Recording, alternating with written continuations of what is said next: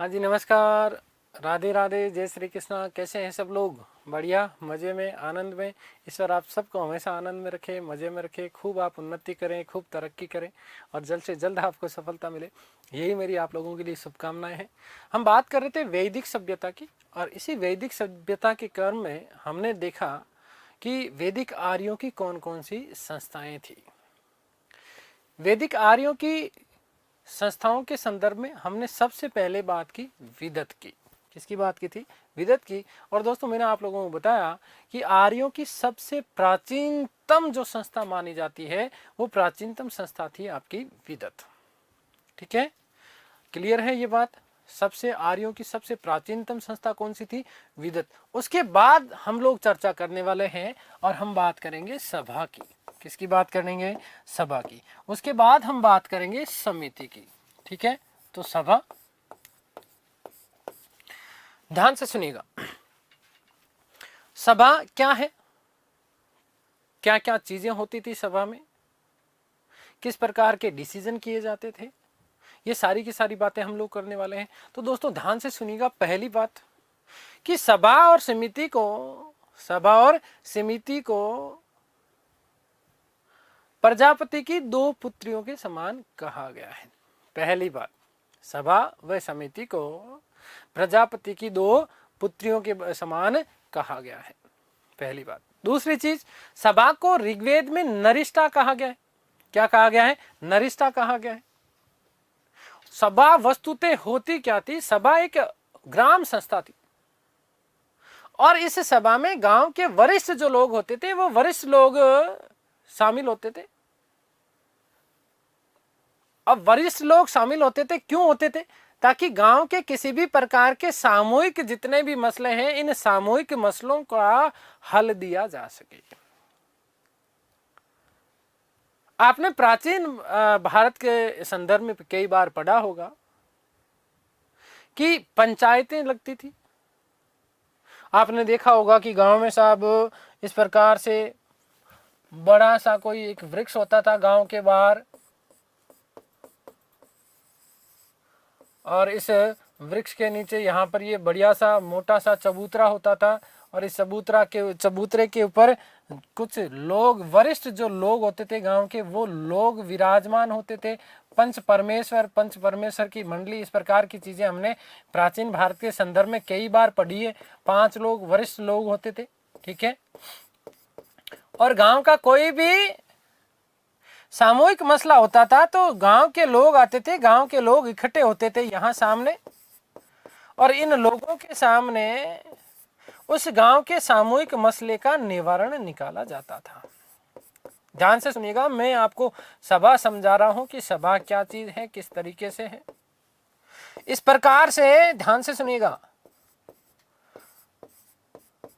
ये गांव के समूह, गांव के लोग, और इस सभा में महिलाएं भी भाग लेती थी। पहली चीज ये, और विशेष रूप से ध्यान रखिएगा कि सभा में महिलाओं को भी भाग लेने का अधिकार प्राप्त था। सभा और विदत दो इस प्रकार की संस्थाएं हैं जहां पर महिलाओं को भाग लेने का अधिकार था।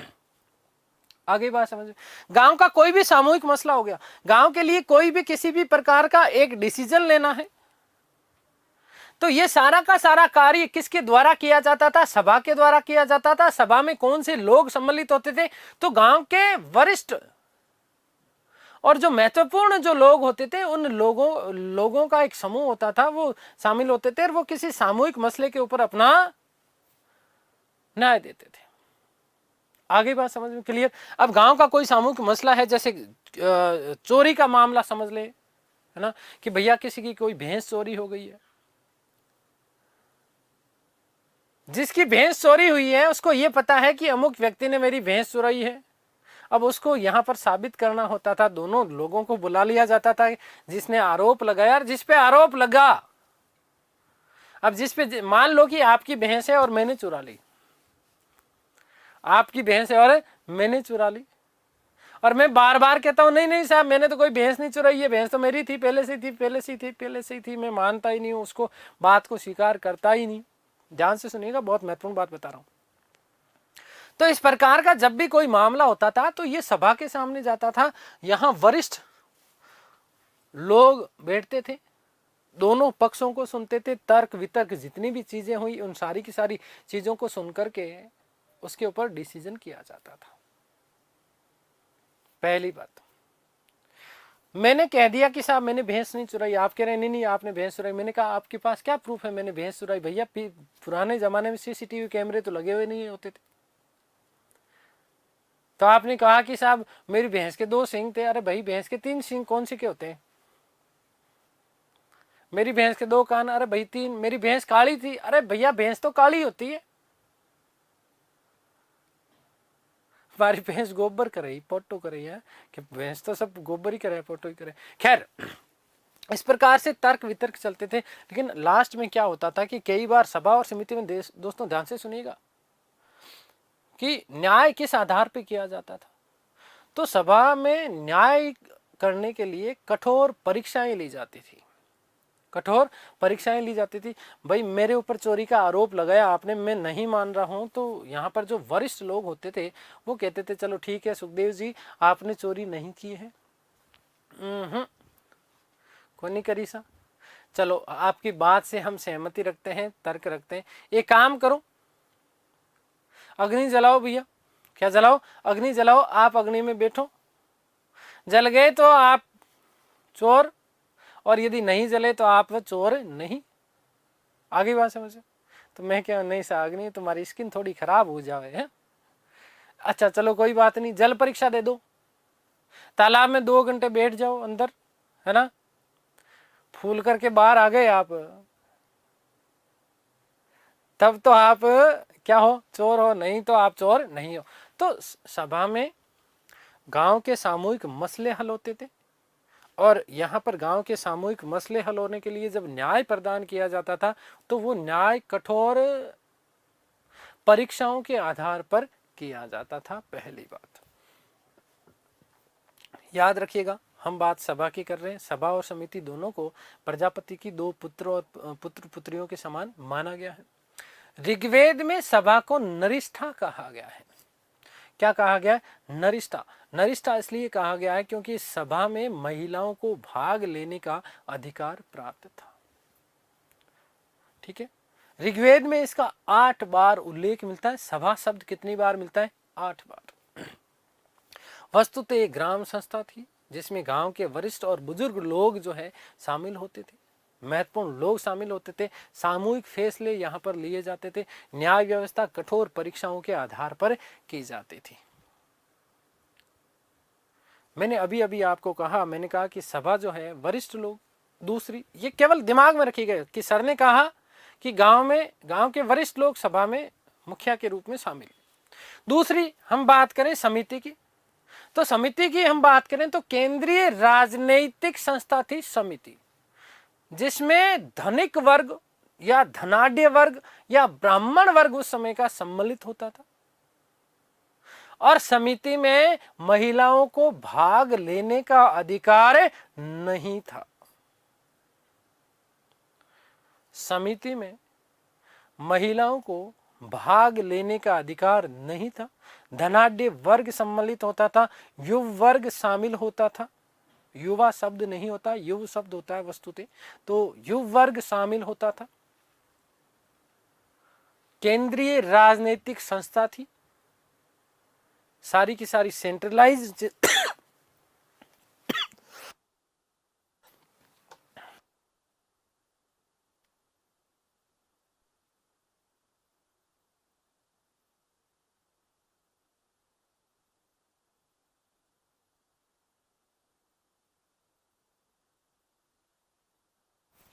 आगे बात समझ। तो महत्वपूर्ण बात, मैंने कहा युवा लोग समिति में, बुजुर्ग लोग सभा में। अब यदि तत्कालीन उन परिस्थितियों को आज के परिप्रेक्ष्य के साथ कंपेयर करते हैं तो आप लोगों को पता होगा कि राज्यसभा विद्वानों का सदन, बुजुर्गों का सदन, वरिष्ठ लोग इसमें भाग लेते हैं। लोकसभा की यदि हम बात करें तो युवा वर्ग, धनाढ्य वर्ग इसमें भाग लेता है। तो तत्कालीन हम वैदिक कालीन सभा और समिति का आकलन, एक तरीके से समीकरण वर्तमान समय की राज्यसभा और लोकसभा के साथ में कर सकते हैं, पहली बात। दूसरी चीज ध्यान से सुनिएगा कि उस समय की सभा और समिति माफ कीजिएगा, चलिए, तो वर्तमान परिस्थितियों में यदि हम देखें तो वर्तमान की राज्यसभा और लोकसभा, तो उस समय की वैदिक काल में सभा और समितियां सबसे महत्वपूर्ण संस्थाएं। अब दूसरी चीज यदि यहां पर हम बात करें तो देखिएगा, वैदिक काल की सभा और समिति जो थी उसका मुख्य, सबसे मुख्य कार्य क्या था? राजा की नियुक्ति, राजा की नियुक्ति और राजा की पदच्युति। राजा को नियुक्त करने का कार्य भी किसके द्वारा किया जाता था? सभा और समिति को राजा के ऊपर नियंत्रण रखने का कार्य भी किसके द्वारा किया जा रहा है? सभा और समिति के द्वारा। और वही यदि हम बात करें वर्तमान परिप्रेक्ष्य में, तो यहां पर राजा का पद आजकल किस रूप में हो गया? प्रधानमंत्री के रूप में। किस रूप में हो गया है? प्रधानमंत्री के रूप में। प्रधानमंत्री के ऊपर नियंत्रण रखने वाली संस्थाएं एक तरीके से हम बात करें तो लोकसभा, राज्यसभा। आप लोगों को सबको पता है कि लोकसभा में बहुमत प्राप्त दल का नेता प्रधानमंत्री नियुक्त किया जाता है। तो यहां हम वैदिक सभ्यता की इन दोनों संस्थाओं का कंपेयर हम कर सकते हैं वर्तमान की हमारी लोकसभा और राज्यसभा के साथ में। आ गई बात समझ में? इन दोनों संस्थाओं का सबसे महत्वपूर्ण कार्य क्या था? राजा के ऊपर नियंत्रण रखना, ताकि राजा निरंकुश नहीं हो। भाई वर्तमान में भी आपको पता है ना कि लोकसभा राज्यसभा में दोनों में यदि कोई गड़बड़ करे प्रधानमंत्री या कोई भी मंत्री, तो इसके खिलाफ अविश्वास प्रस्ताव पारित हो जाता है, तुरंत प्रभाव से उसको हटाने की वाली प्रक्रिया लग जाती है। समझ रहे आप? तो ठीक वही चीज वैदिक काल में भी सभा और समिति के द्वारा की जाती थी। बात क्लियर है? तो सभा सामूहिक ग्राम सभा थी। सभा क्या थी? सामूहिक ग्राम सभा थी। आगे बात समझ में ध्यान से सुनिएगा। एक एक बात मैं आप लोगों के लिए लिखने जा रहा हूं कि सभा को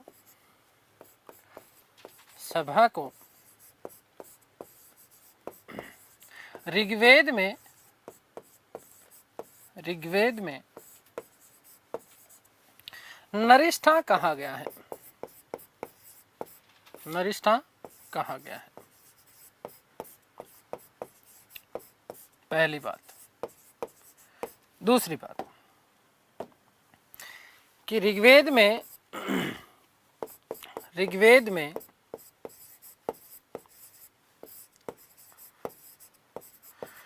सभा का 8 बार उल्लेख मिलता है।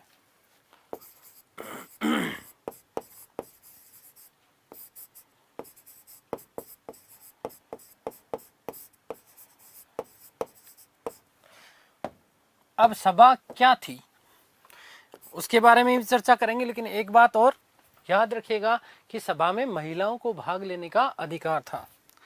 सभा में महिलाओं को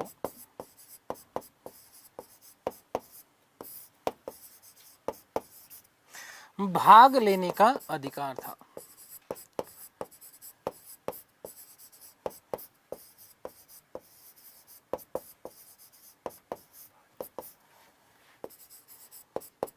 और इन्हें सभावती कहा जाता था। इन्हें सभावती कहा जाता था।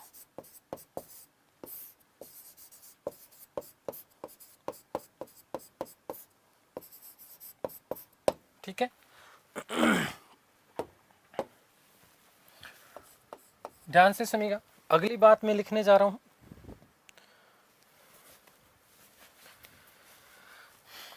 कि सभा गांव के वरिष्ठ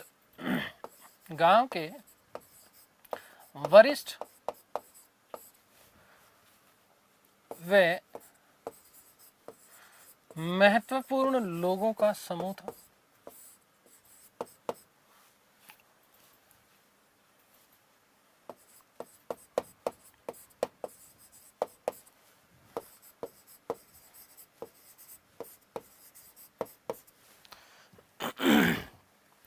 जो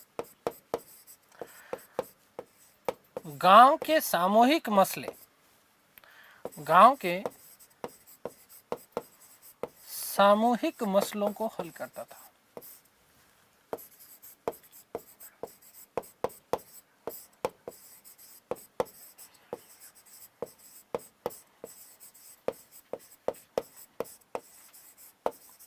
इसके अलावा हम बात चर्चा कर चुके कि सबसे महत्वपूर्ण जो कार्य था वो क्या था, सभा और समिति दोनों का संयुक्त रूप से कि राजा के ऊपर नियंत्रण रखना, राजा के ऊपर क्या करना, नियंत्रण रखना। आ गई बात समझ में। अगली बात यदि हम करें तो न्याय कठोर परीक्षाओं के आधार पर किया जाता था। कठोर परीक्षाओं के आधार पर, परीक्षाओं के आधार पर, जैसे जल परीक्षा, अग्नि परीक्षा इत्यादि। जल परीक्षा, अग्नि परीक्षा इत्यादि।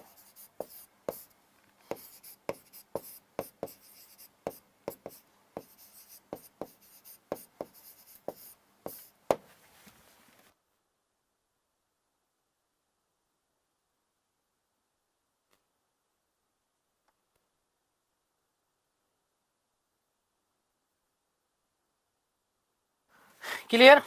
अगली बात हम करते हैं समिति की। समिति, तो समिति की ध्यान रखिएगा दोस्तों कि यह एक केंद्रीय राजनैतिक संस्था थी और इस समिति के अंदर जन के सारे लोग शामिल होते थे। मैंने आपको बताया कि जिनमें मुख्य थे धनाढ्य वर्ग और ब्राह्मण वर्ग के, युव वर्ग के जो लोग थे वो शामिल होते थे। महिलाओं को इसमें भाग लेने का अधिकार नहीं था। और यदि हम संयुक्त रूप में सभा और समिति के कार्यों की चर्चा करें तो मुख्य कार्य क्या था, वस्तुतः कि राजा की नियुक्ति करना, उसकी पदच्युति करना। इसका मतलब यदि हम देखें तो सभा और समिति जो है दोनों राजा के ऊपर नियंत्रण रखने का कार्य करती थी ताकि राजा कहीं पर भी किसी भी स्वरूप में निरंकुश नहीं हो जाए। जब हम बात करेंगे उत्तरवेदी काल की तब हम लोग चर्चा करेंगे कि उत्तरवेदी काल में सबसे बड़ा परिवर्तन यह हुआ कि सभा और समिति का अस्तित्व एक तरीके से समाप्त हो गया। समिति पूर्ण रूपेण समाप्त हो गई, जबकि सभा को राजा की प्रिवी काउंसिल बना दिया गया और वहीं राजा में देवत्व का निवास कर दिया गया। राजा को देवता के प्रतिनिधि के रूप में पूजा जाने लगा था। कौन से काल में? उत्तरवैदिक काल में। बहुत सारी परिस्थितियां उत्तरवैदिक काल में परिवर्तित होने वाली है। वर्ण व्यवस्था में भी बहुत सारे परिवर्तन होंगे, आश्रम व्यवस्था में भी बहुत सारी चीजें परिवर्तित होगी। महिलाओं की स्थितियों की जब हम बात करेंगे, दोनों पक्षों को हम तुलनात्मक अध्ययन करने वाले हैं। जब सामाजिक जीवन की बात करेंगे तो बहुत सारी चीजें उत्तरवैदिक काल में जाकर के परिवर्तित हो जाती हैं। मैंने आपको कहा कि सभा और समिति दोनों को प्रजापति शब्द सुनिएगा। शब्द क्या है? प्रजा और पति। प्रजा का मतलब क्या है? जनता, ठीक है। और पति जो शब्द है उसका मूलतः अर्थ निकलता है रक्षक के रूप में। और रक्षक का मतलब, रक्षक या हम बोल दें संरक्षक, क्या बोल दें? संरक्षक। तो उस समय प्रजापति के रूप में या तो विष्णु या भगवान ब्रह्मा, जिन्होंने इस सृष्टि की रचना की, और मुख्यतः संरक्षक के रूप में विष्णु का उल्लेख मिलता है। तो इन दोनों की, ध्यान से सुनिएगा, प्रजापति की पुत्र और पुत्री के समान बताया गया। किसको? सभा और समिति को। हाँ, भारतीय समाज में पति शब्द का शाब्दिक अर्थ रक्षक जरूर है, लेकिन ये बेचारा थोड़ा सा उत्पीड़ित है। ये बात समझ। खैर, तो प्रजापति, ये चीज याद रखिएगा। और विशेष रूप से हम बात करें तो प्रजापति की दो पुत्र और पुत्रियों के समान किसके कहां पर कहा गया है, तो अथर्व वेद में ऐसा उल्लेख मिलता है। कहां पर, कौन से वेद में कहा गया, अथर्व वेद में सभा और समिति को प्रजापति की दो पुत्रियों के समान बताया गया है। आगे बात समझ में क्लियर। चलिए मैं लिख देता हूं समिति की बात।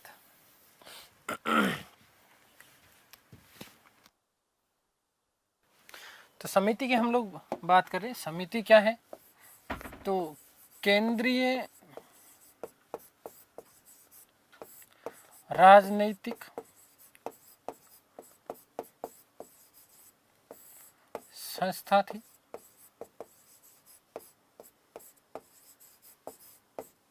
पहली बात।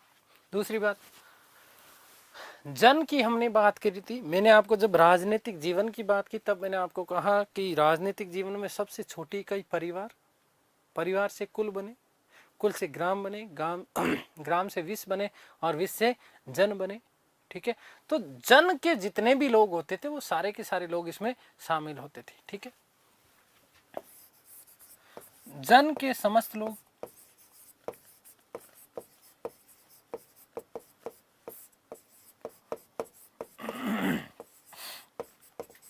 इसमें शामिल होते थे।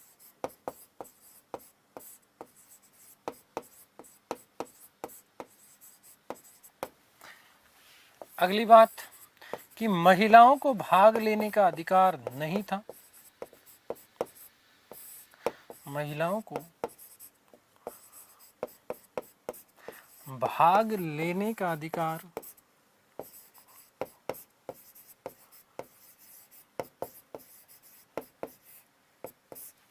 नहीं था। महिलाएं इसमें भाग नहीं ले सकती थी। दोस्तों ध्यान से सुनिएगा, आपसे सीधा सीधा प्रश्न आता है कि वैदिक काल की कौन सी राजनीतिक संस्थाओं में महिलाओं को भाग लेने का अधिकार प्राप्त था।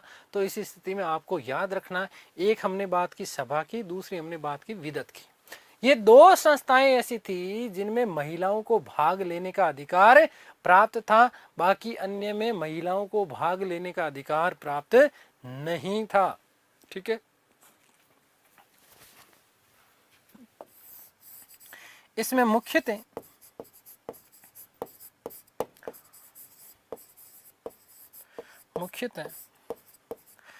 धनाढ़े वे युवा वर्ग,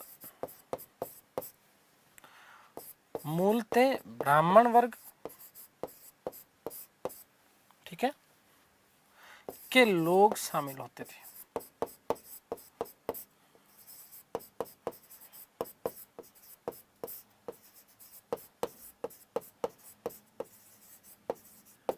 ठीक है, क्लियर, इतनी बात, यहां तक किसी को कोई समस्या नहीं होनी चाहिए। ठीक है, सभा व समिति का मुख्य कार्य सभा व समिति का मुख्य कार्य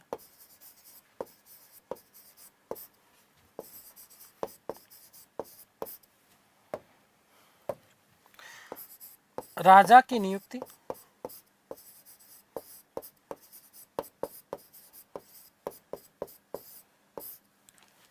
वे पद मुक्ति से संबंधित थी।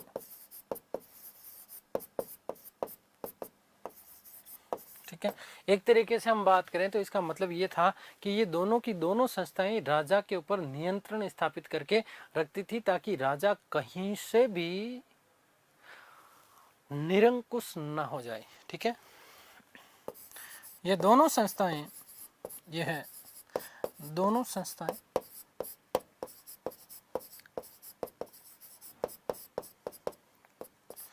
राजा पर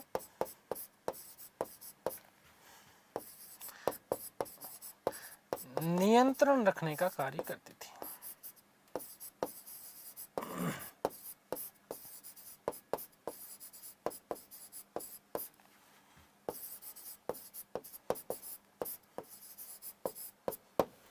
आगे बात समझ में। और सबसे लास्ट लेकिन सबसे महत्वपूर्ण दोस्तों, कि अथर्ववेद में सभा और समिति को प्रजापति की 2 पुत्रियों के समान बताया गया है। Very must.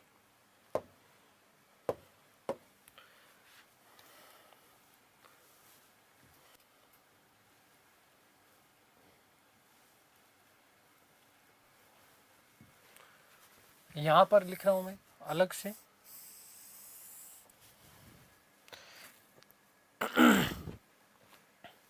कि अथर्ववेद में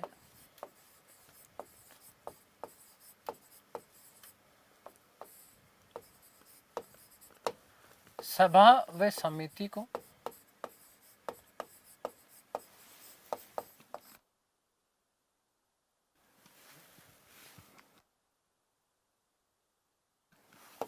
प्रजापति की 2 पुत्रियों के समान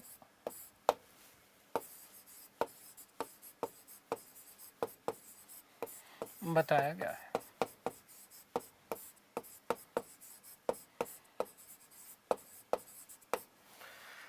ठीक है, आगे बात समझ में। तो ये हमने बात कर ली ऋग्वेदिक काल की महत्वपूर्ण कौन कौन सी संस्थाएं थी, क्या क्या चीजें थी। एक यहाँ पर एक शब्द मिलता है गण। कौन सा शब्द मिलता है? गण।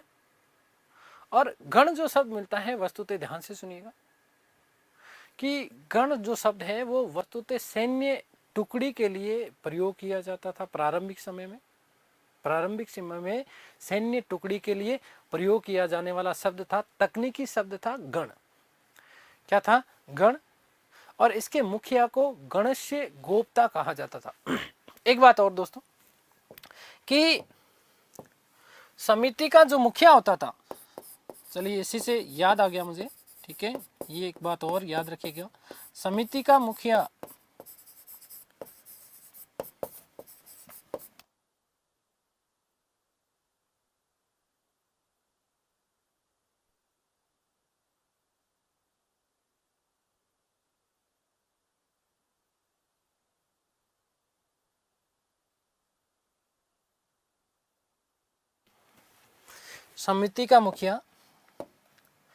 ईशान कहलाता था। ईशान कहलाता था। ये प्रश्न भी आपसे कई बार पूछा जाता है कि समिति का मुखिया क्या कहलाता था? ईशान कहलाता था। क्या कहलाता था? ईशान। एक थोड़ा सा हम बात कर लेते हैं गण की। गण क्या है? तो जनतंत्र के लिए प्रयुक्त एक जनतंत्र के लिए प्रयुक्त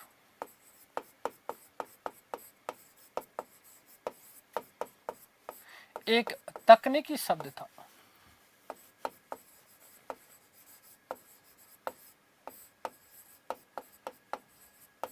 ठीक है, प्रारंभिक समय में एक सैन्य टुकड़ी के रूप में थी। प्रारंभिक समय में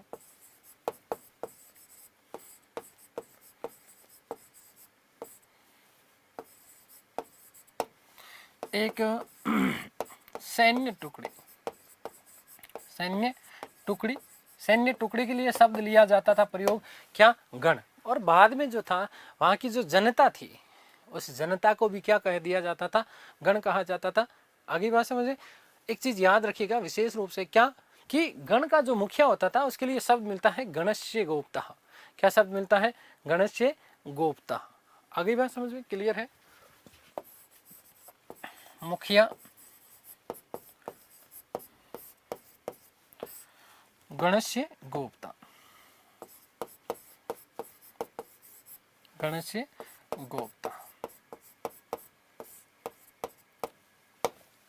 तो ये बात हमने कर ली ऋग्वेदिक काल में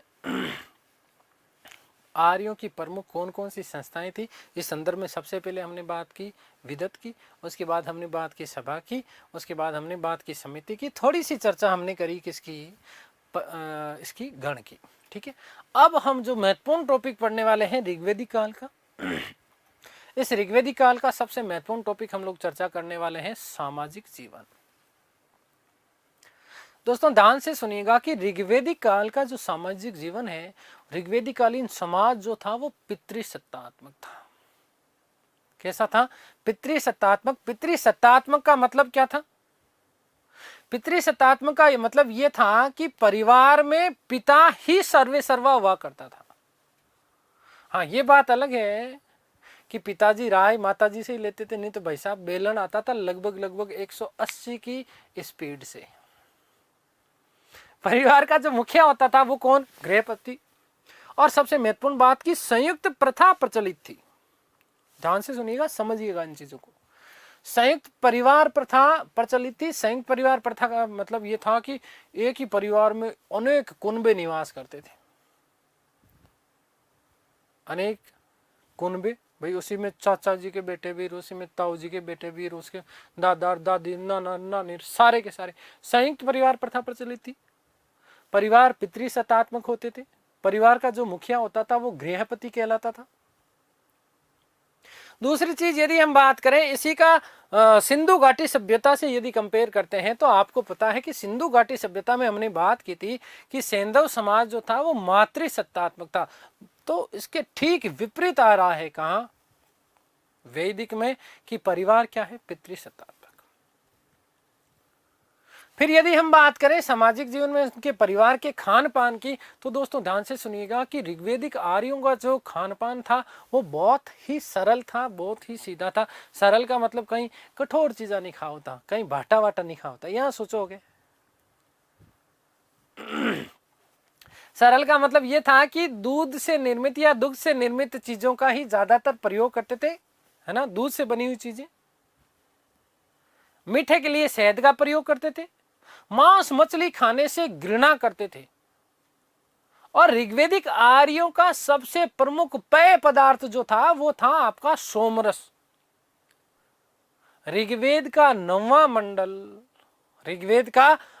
मंडल देवता सोम को समर्पित है और सोमरस को आर्यों ने अमृत के समान माना है।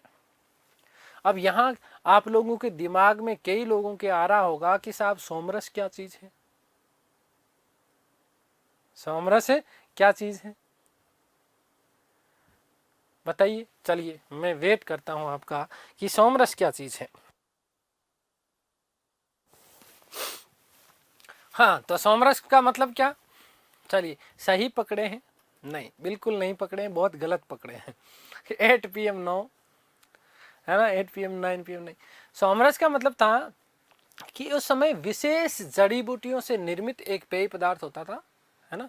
अब कई सोच रहे हैं गुरुजी जो हमने कहा ना वो भी विशेष जड़ी बूटियों से निर्मित। अरे नहीं भाई, ठीक है ना, ध्यान से सुनिएगा। विशेष जड़ी बूटियों से निर्मित पेय पदार्थ होता था जो शरीर के लिए बहुत अच्छा होता था, तंदुरुस्त रखता था, हष्ट पुष्ट रखता था। अब कई सोच रहे हैं गुरुजी वो भी तो हमने जो बताया उसमें क्या कमी है, वो भी तो हष्ट पुष्ट रखता है। नहीं, चलिए खैर।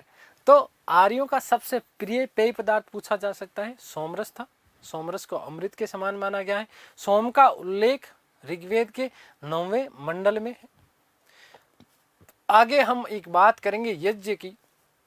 उस यज्ञ में भी जो है अग्निष्टोम यज्ञ, विशेष रूप से यज्ञों की जब बात करेंगे चर्चा करेंगे तो ध्यान से सुनिएगा कि वहां उस समय सोम पीसा जाता था। खैर वो आगे बात करने वाले हैं।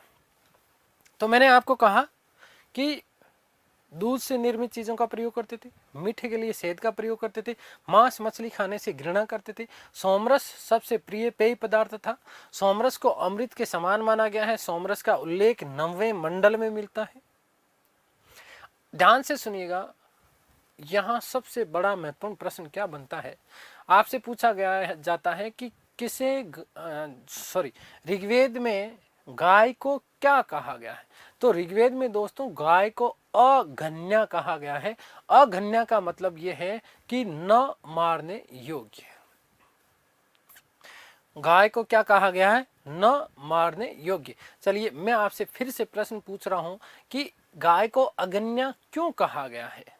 ठीक है, आप मुझे उत्तर दीजिए जल्दी से, आराम से, शांति से। मैं वेट करता हूं आप लोगों का कि ऋग्वेद में गाय को क्या कहा गया, अगन्या कहा गया। अगन्या का मतलब होता है कि न मारने योग्य। और दूसरी महत्वपूर्ण बात ध्यान से सुनिएगा कि ऋग्वेद में गौ शब्द का उल्लेख मिलता है 176 बार। गौ शब्द का उल्लेख कितनी बार मिलता है, 176 टाइम गौ शब्द का उल्लेख मिलता है। हाँ, आप लोगों को दिमाग, गाय हमारी माता है, हमको कुछ नहीं आता है, बैल हमारा बाप है, हाँ, पृथ्वी के नीचे सांप है। बचपन में ऐसी कहावतें प्रचलित होती थी, है ना, गाय माता, है ना, दूध दे, इसलिए नहीं। आपकी जेब में किसी के भी अभी 500 का नोट है क्या, 2000 का, 100 का, 50 का, कोई भी नोट है क्या, है नोट? जल्दी बताइए, है? चलिए निकालिए। कई लोग मेरी तरह ऐसे ही बैठे हैं, है ना, फक्कड़ बाबा। चलो निकालो निकालो, जिसके पास है। निकाल लिया? अब इसको 2 टुकड़े कर दो, फाड़ दो। अरे बाप रे गुरुजी, ये क्या बोल दिया, नोट कोई फाड़ा जाए क्या, वो भी अभी इस काल में? समझ गए क्या? बस यही समझाना चाह रहा था। गाय को रथी माना गया है। रथी का मतलब क्या है, गाय को संपत्ति माना गया। अर्थात जिस व्यक्ति के पास में जितनी ज्यादा गाय होती थी, वो व्यक्ति उतना ही ज्यादा धनी माना जाता था। ऋग्वेदिक काल में गाय वस्तु विनिमय का साधन था, और ऋग्वेदिक काल में प्राय गायों के लिए युद्ध लड़े जाते थे, क्योंकि गायों को चोर उठा करके ले जाते थे। वस्तुतः यहां पर एक शब्द मिलता है पणी, जो कि हालांकि पणी शब्द व्यापारी के लिए प्रयुक्त होता है, लेकिन ये वस्तुतः पणी जो है वो गायों के चोर होते थे। मैंने आपको जब राजा की बात कही ऋग्वेदिक काल में, तब मैंने आपको कहा कि राजा जो है भूमि का स्वामी नहीं होकर के युद्ध का स्वामी माना जाता था, और कबीले का संरक्षक के रूप में होता था, और इसीलिए उसको क्या कहा गया था, जनस्य गोप्ता कहा गया। ऋग्वेदिक काल में ज्यादातर जो युद्ध लड़े गए वो गायों की रक्षार्थ लड़े गए। गाय रथी के समान था, गाय संपत्ति के समान था। जिस व्यक्ति के पास में जितनी ज्यादा गाय होती थी, वो व्यक्ति उतना ही ज्यादा धनी माना जाता था। अब यदि कोई व्यक्ति किसी की गाय को उठा करके ले गया हो, पणी जिसे व्यापारी कहा जाता था, वस्तुतः गायों के चोर होते थे, और इन्हीं गायों के चोरों से वापस गाय छुड़ाने के लिए राजा कई बार इनके साथ में युद्ध करते थे। इसलिए ऋग्वेदिक काल में शब्द मिलता है गवेषणा, गव्येशु और गव्येष्टि, जो कि पणियों के साथ या गायों के चोरों के साथ होने वाले युद्ध का पर्याय है। ये शब्द जो मिलते हैं गवेषणा, गव्येशु और गवेष्टि, ये सारे के सारे जो है गायों के लिए होने वाले युद्ध का पर्याय है। इसलिए दोस्तों ध्यान से सुनिएगा कि गाय को क्या माना गया, रथी माना गया है। गाय वस्तु विनिमय का सबसे प्रमुख साधन था, इसलिए गाय को अगण्य अर्थात न मारने योग्य कहा गया है। गौ शब्द का उल्लेख ऋग्वेद में 176 बार मिलता है। बातें क्लियर हो रही है ना आपको? मजा आ रहा है ना? चलिए मजे के साथ, आनंद के साथ एक एक चीज को, मेरा ध्येय ये है कि आपको एक एक चीज समझ में आए, कॉन्सेप्ट समझ में आए, ताकि ये चीजें जो है आपके दिमाग में एक तरीके से छप जाए। चलिए हम बात कर लेते हैं ऋग्वेदिक काल के सामाजिक जीवन की। सामाजिक जीवन,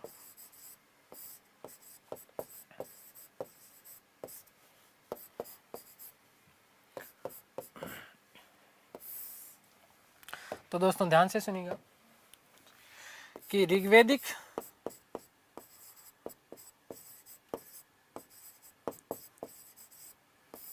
समाज पितृसत्तात्मक था। पितृसत्तात्मक था।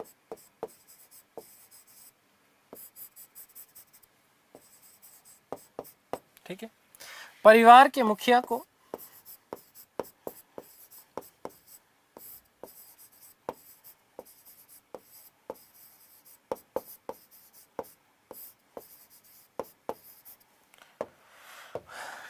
गृहपति कहा जाता था।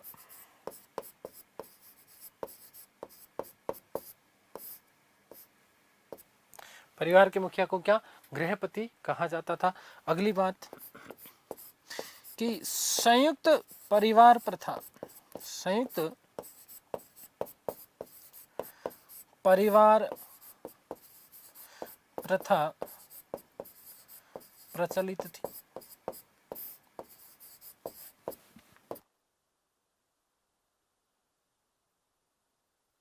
संयुक्त परिवार प्रथा प्रचलित थी। अब हम थोड़ी सी बात कर लेते हैं ऋग्वेदिक आर्यों के खान पान की।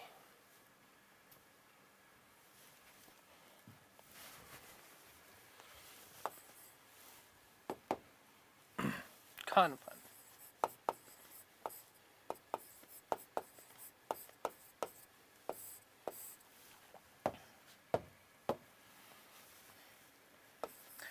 खान पान सरल था, अर्थात दुग्ध से निर्मित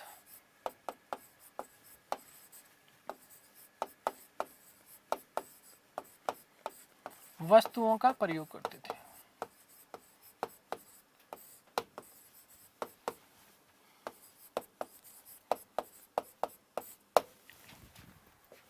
अगली बात करें इसी में तो मीठे हेतु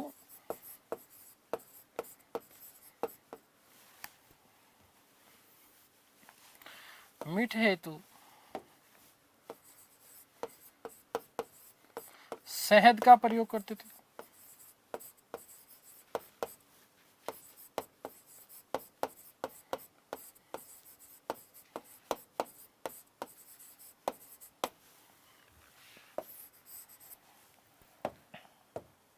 मांस मछली खाने से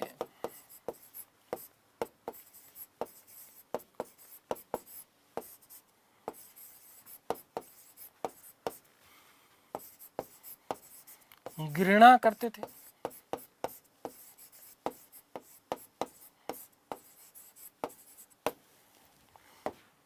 सबसे महत्वपूर्ण बात, आर्यों का सबसे प्रिय पेय पदार्थ, सबसे प्रिय पेय पदार्थ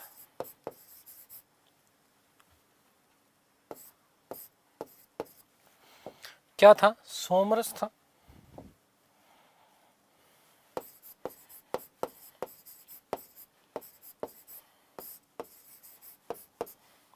दोस्तों ध्यान से सुनिएगा कि सोम का उल्लेख, सोमरस का उल्लेख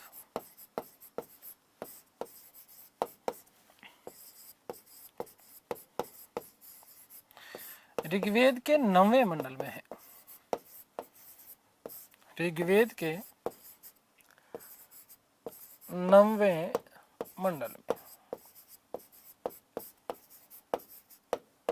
ठीक है। सोमरस को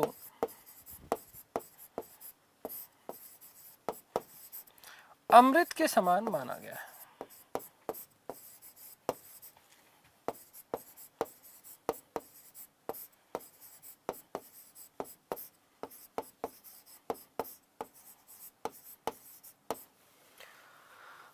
सोमरस को क्या माना गया है? अमृत के समान माना गया है।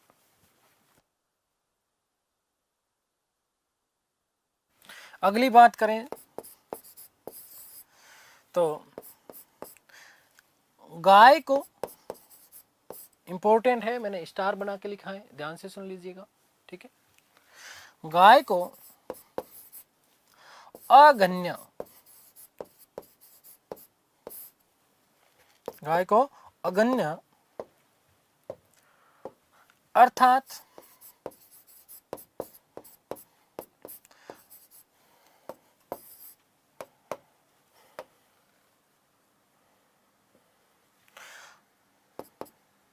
न मारने योग्य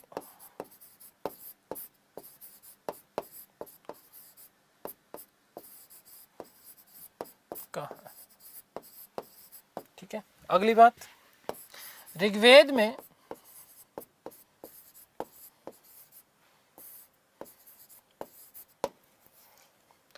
गौ शब्द का उल्लेख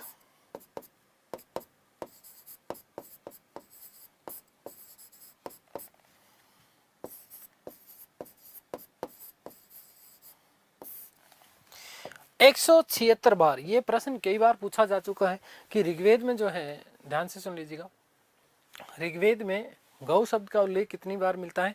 176 बार। अच्छा, एक चीज और ध्यान से सुनिएगा दोस्तों, गौ को अगन्य कहाँ कहा गया है? तो शतपथ ब्राह्मण में कहा गया है। कौन से ब्राह्मण में? शतपथ ब्राह्मण, जो कि हमने बात करी थी यजुर्वेद के शुक्ल यजुर्वेद का ब्राह्मण ग्रंथ है। कौन सा? शतपथ ब्राह्मण। इसी में जल प्लवन का उल्लेख मिलता है। इसी में नारी को अर्धांगिनी कहा गया है। और इसी शतपथ ब्राह्मण में गाय को क्या कहा गया? अगन्य कहा गया। यदि ऋग्वेद की चर्चा करें तो ऋग्वेद में गौ शब्द का उल्लेख कितनी बार? 176 बार मिलता है। ठीक है, तो गौ शब्द का उल्लेख 176 बार मिलता है।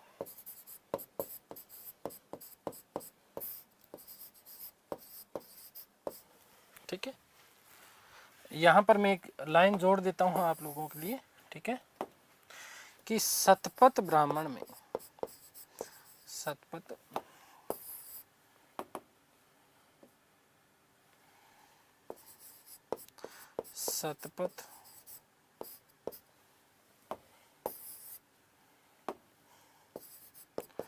ब्राह्मण में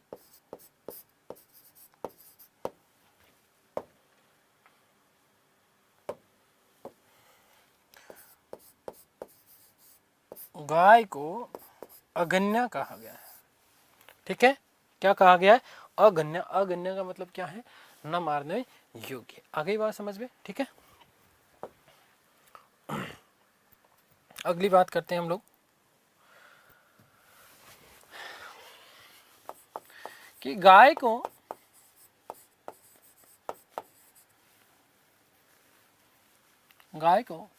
रथी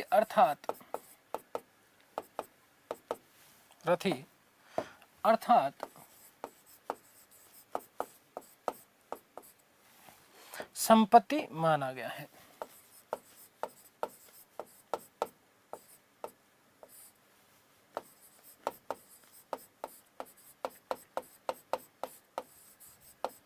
ठीक है, ऋग्वेदी काल में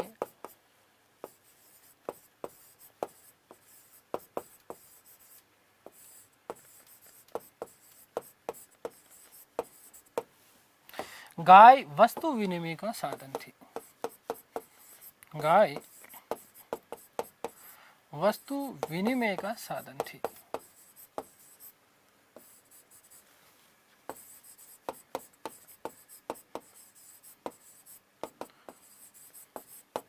तथा यह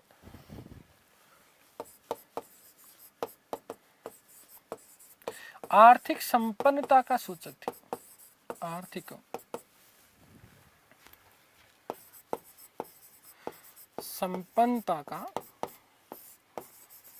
सूचक थी। आर्थिक संपन्नता का सूचक होने का मतलब क्या होता है दोस्तों? आप लोगों को पता होना चाहिए कि जिस व्यक्ति के पास जितनी ज्यादा गाय होगी वो व्यक्ति उतना ही ज्यादा क्या माना जाता था? धनी माना जाता था। इसलिए ऋग्वेदिक काल में ज्यादातर जो युद्ध थे वो गायों के लिए लड़े जाते थे। गवेषणा, गव्यसु, गवेष्टि शब्द मिलते हैं जो कि गायों के लिए होने वाले युद्ध का पर्याय है। ऋग्वेदिक काल में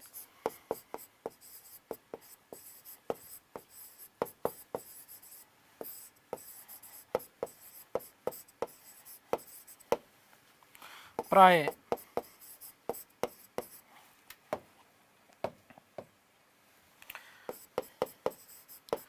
गायों हेतु युद्ध लड़े जाते थे।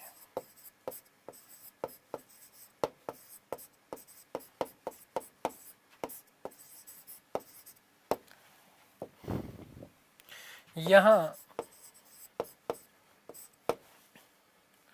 गवेषणा गव्येषु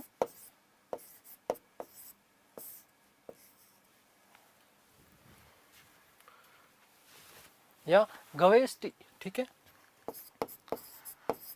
गवेष्टि शब्द मिलते हैं।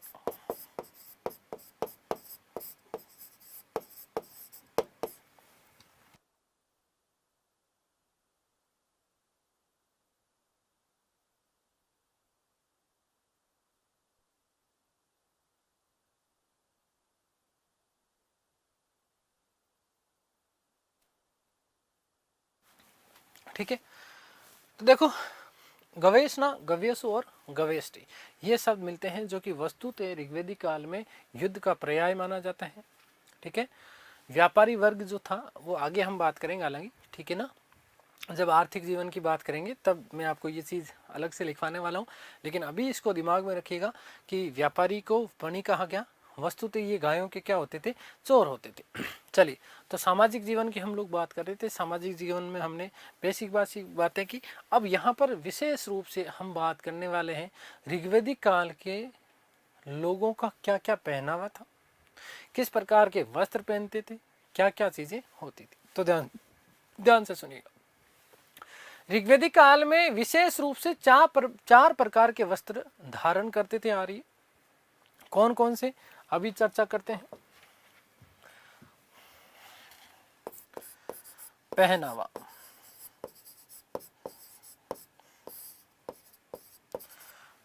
तो आर्य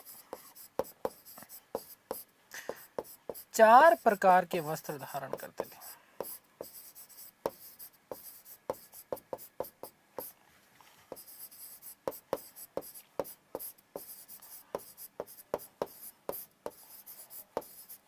ठीक है, ये चार प्रकार के वस्त्र कौन कौन से हैं मैं आप लोगों के लिए लिखने जा रहा हूं।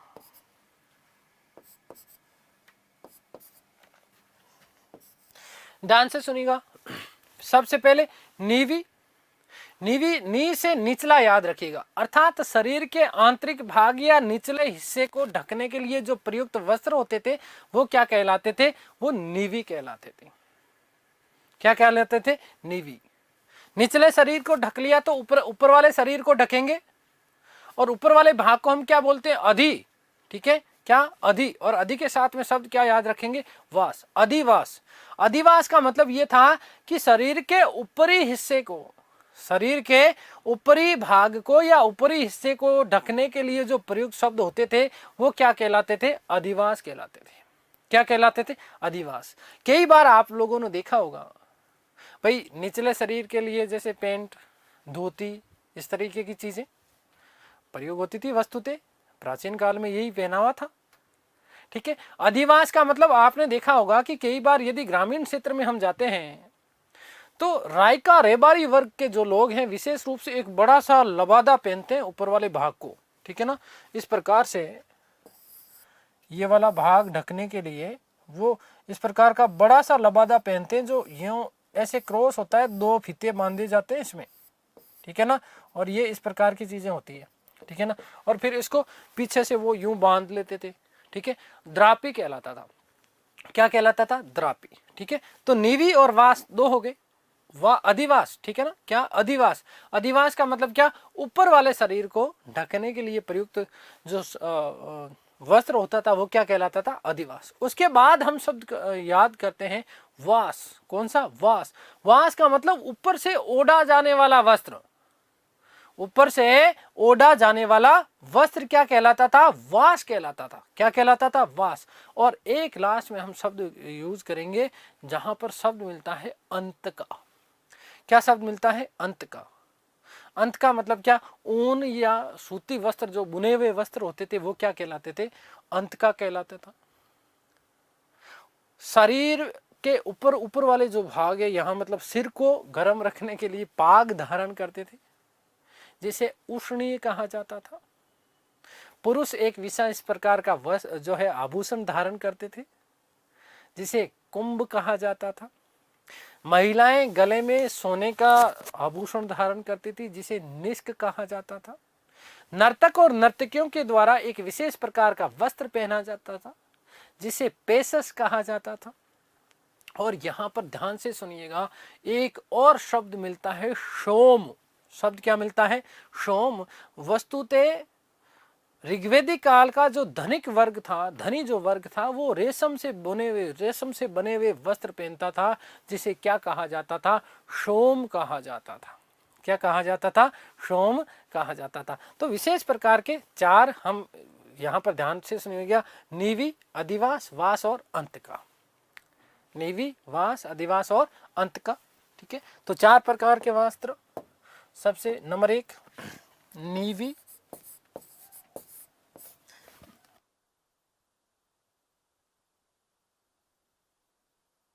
अधिवास, फिर क्या है? वास, और सबसे लास्ट वाला आपका क्या है? अंत का। चार प्रकार के वस्त्र विशेष रूप से, नीवी, अधिवास, वास और अंत का। नीवी का मतलब निचले शरीर को ढकने के लिए प्रयुक्त, अधिवास का मतलब ऊपर वाले शरीर को ढकने के लिए प्रयुक्त, वास का मतलब ऊपर से ओढ़ा जाने वाला वस्त्र, जैसे हमारी माताएं बहनें शॉल, चुनरी, इस प्रकार की जो चीजें ऊपर से ओढ़ती हैं, ठीक है ना, वो सारी की सारी चीजें क्या? ओढ़नी जिसे हम बोलते हैं। ठीक है, क्या कहलाता है? वास कहलाता है। ठीक है, अंतका का मतलब बुना हुआ जो वस्त्र होता था, ऊनी और सूती वस्त्र, वो क्या कहलाता था? अंतका कहलाता था। इसका और ज्यादा हम डिटेल में बात करने वाले हैं हमारी अगली कक्षा में। तब तक ईश्वर से प्रार्थना करता हूँ कि आप सब स्वस्थ रहें, मस्त रहें, तंदुरुस्त रहें, आह्लादित रहें, प्रसन्नचित रहें। ईश्वर आपके परिवार को इस संसार की समस्त खुशियाँ प्रदान करें और जल्द से जल्द आपको सफलता प्रदान करें। इन समस्त शुभकामनाओं के साथ आपसे विदा लेता हूँ। मिलते हैं हमारी अगली क्लास में। तब तक के लिए आप सभी को धन्यवाद। नमस्कार। Thank you so much.